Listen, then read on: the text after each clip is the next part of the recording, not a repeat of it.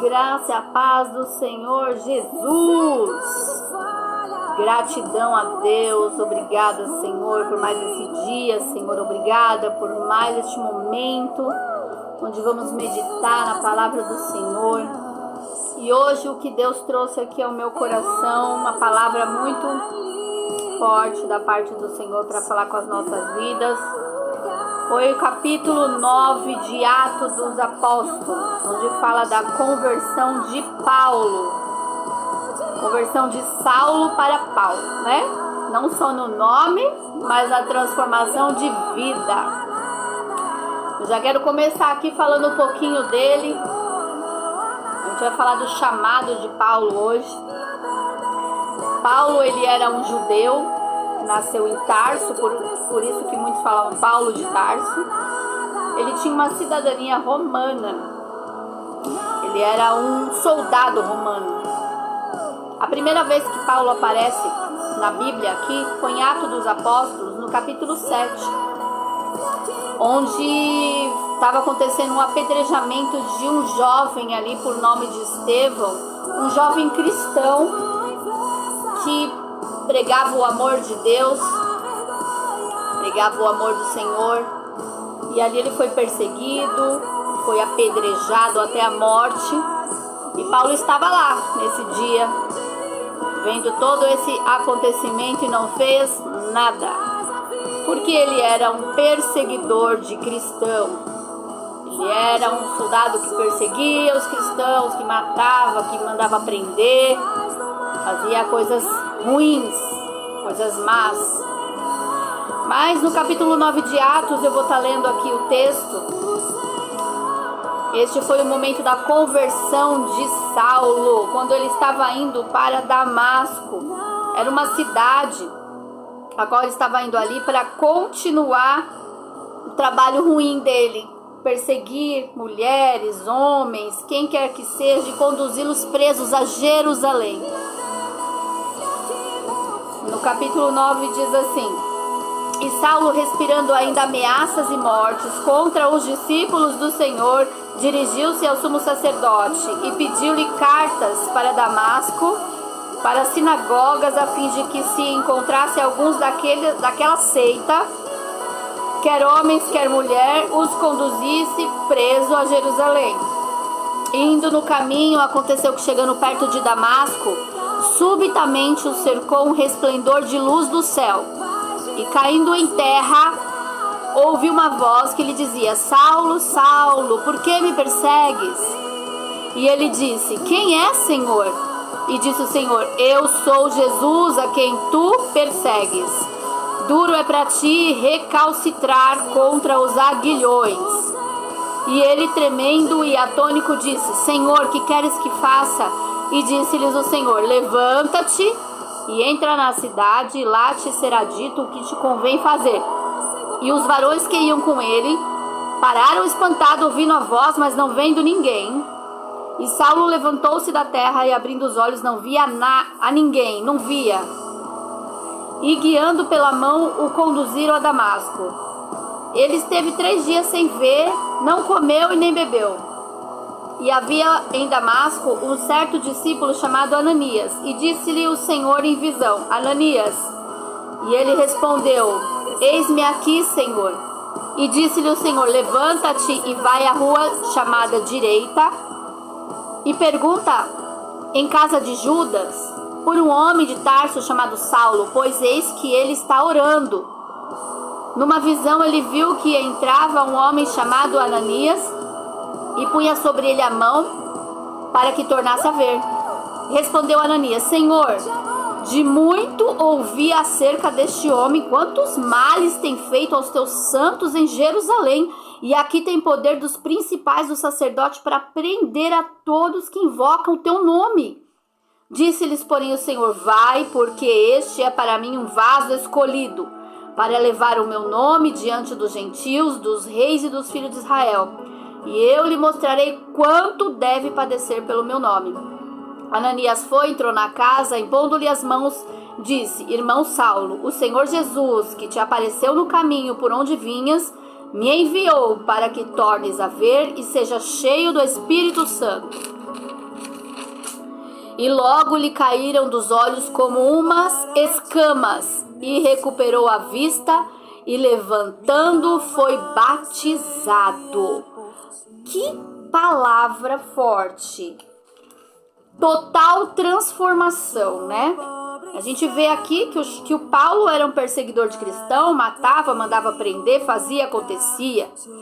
Mas quando ele estava ali no caminho para aquela cidade, ele viu um resplendor de luz do céu, caiu por terra, não aguentou ver aquela luz resplandecendo. E é assim, quando a luz de Cristo brilha, quando ela reflete, a luz de Cristo é inconfundível, é incomparável. Não existe outra luz que não faça nos cair de joelhos, sentindo a forte presença do Senhor. E ele caiu por terra ali, e o Senhor disse: por que me persegues?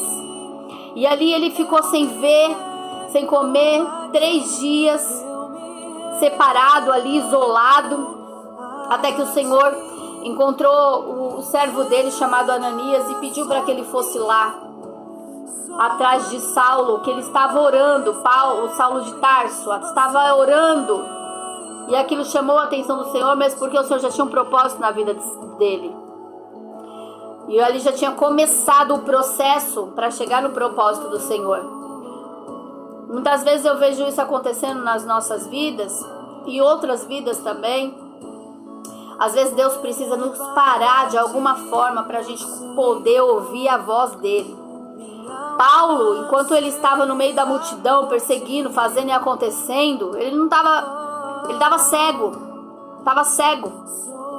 Cego pela raiva, cego pelas aquelas malignidades que cercavam a vida dele, fazendo enxergar em cristão coisas ruins.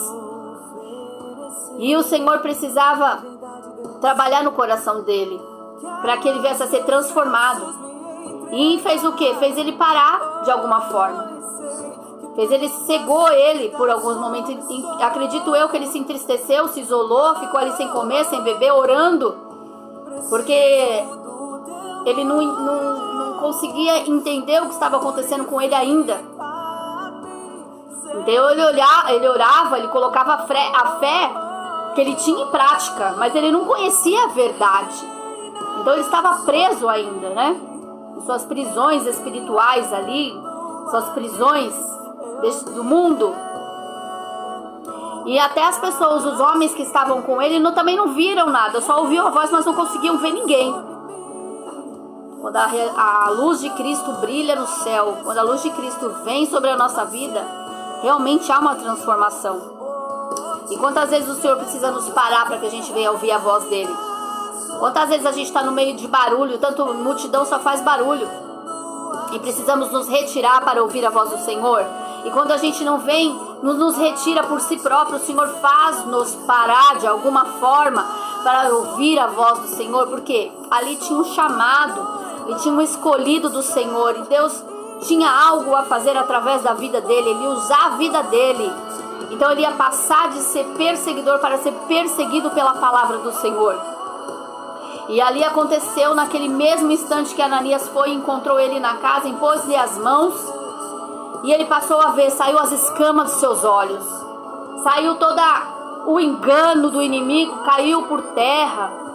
Toda aquela maldade que havia no coração dele caiu por terra, porque ele entendeu que era o Senhor chamando ele, ele entendeu que era Deus na vida daquelas pessoas que ele perseguia, que ele prendia, e ele estava justamente indo para uma cidade onde havia muitos cristãos,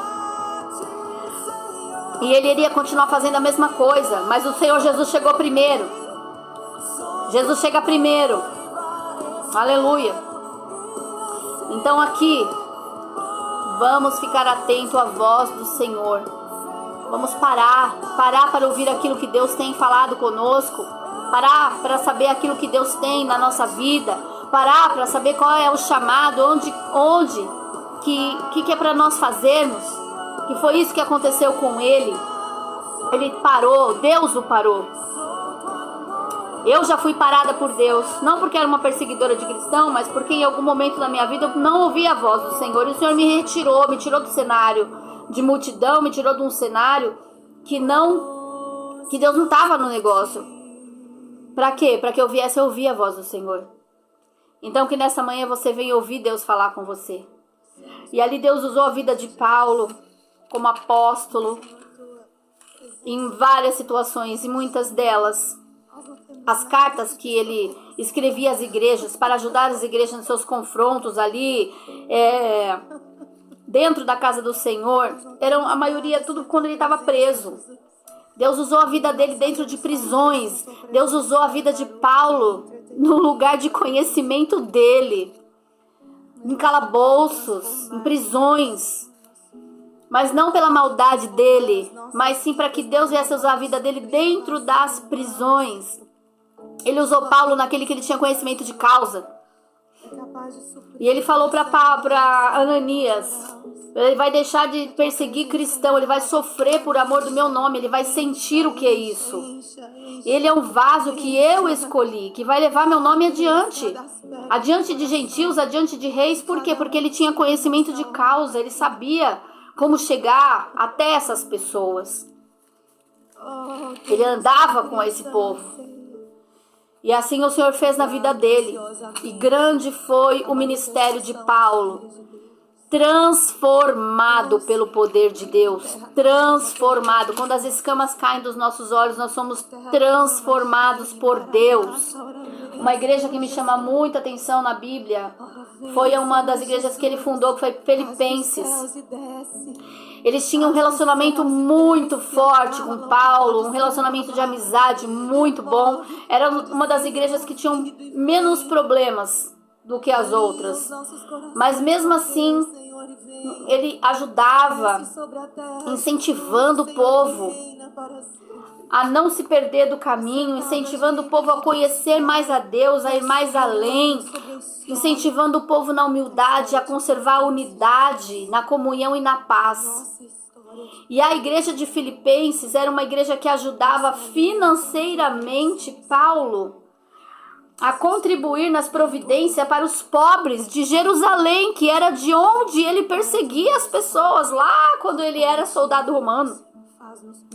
Então, assim, olha que transformação, quanto amor que Paulo conduzia às igrejas, tanto amor, tanta calma, tanta paz. Por quê? Porque quando Deus nos transforma, a paz do Espírito Santo que excede todo entendimento, ela está sobre a nossa vida.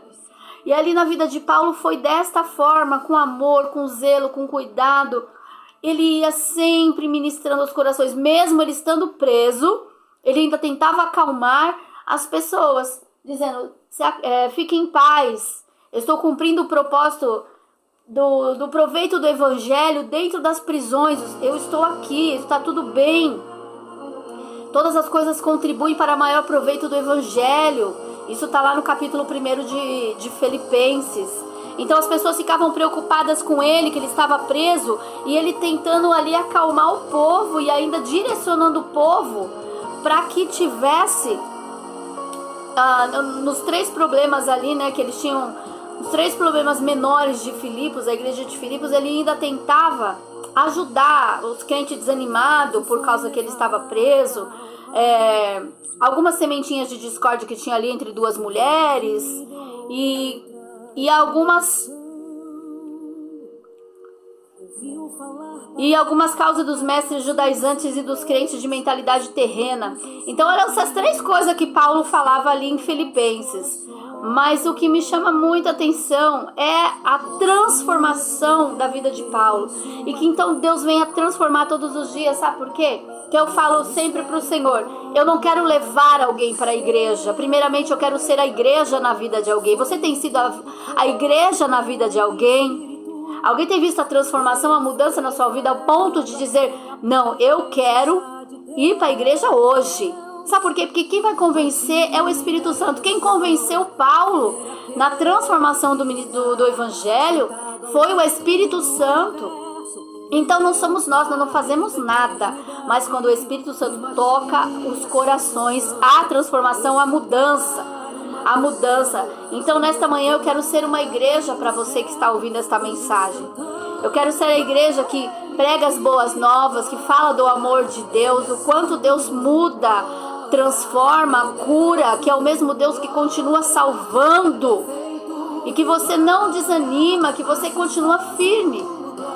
E eu peço a Deus todos os dias que eu continue sendo a igreja na vida de uma pessoa, porque ela vai para a igreja sim, mas com as suas próprias pernas. Não vou levar, quem vai levar vai ser o Espírito Santo, porque quem converte é o Espírito Santo, quem faz a obra é o Espírito Santo. Mas há necessidade de que eu e você sejamos a igreja, seja a igreja na vida de alguém, seja a igreja, assim como Paulo foi na igreja, na vida de muitas pessoas,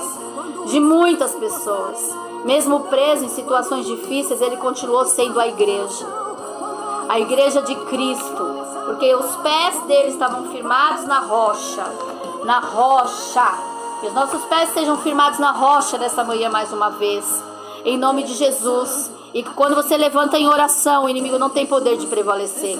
Quando você se levanta em oração, coloca o seu joelho, ora a Deus, as obras do mal, elas caem por terra.